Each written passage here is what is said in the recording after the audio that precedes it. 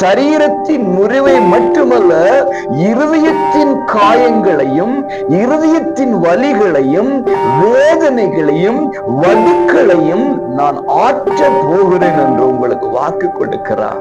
இயேசுவின் வார்த்தை மருந்தாய் கடந்து வருகிறது.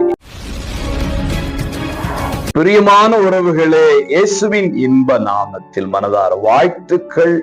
ஏசப்பா உங்களை ஆசீர்வதிப்பாருங்க.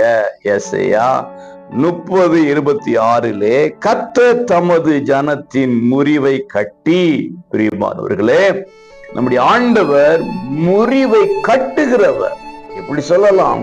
காயத்தை கட்டுகிறவர். இன்றைக்கு சரீரத்தில் ஏதோ ஒரு பலவீனத்தோடு நீங்கள் வாழ்ந்து கொண்டிருக்கலாம், காயங்களோடு வாழ்ந்து கொண்டிருக்கலாம். சிலருக்கு ஆறாத புண்கள் தொடர்ந்து கொண்டே இருக்கிறது.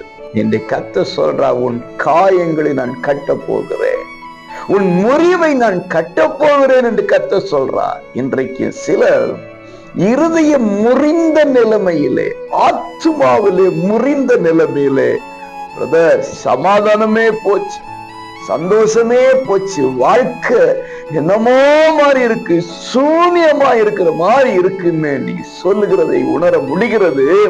கர்த்தர் உங்களை பார்த்து சொல்லுகிறார், உன் இருதயத்தின் முறிவை நான் கட்ட போகிறேன். இயேசுவின் வார்த்தை மருந்தாய் கடந்து வருகிறது. இன்றைக்கு அப்படி வல்லமை உங்களுக்கு நேராய் கடந்து வருகிறது. வார்த்தை அனுப்புகிறார்.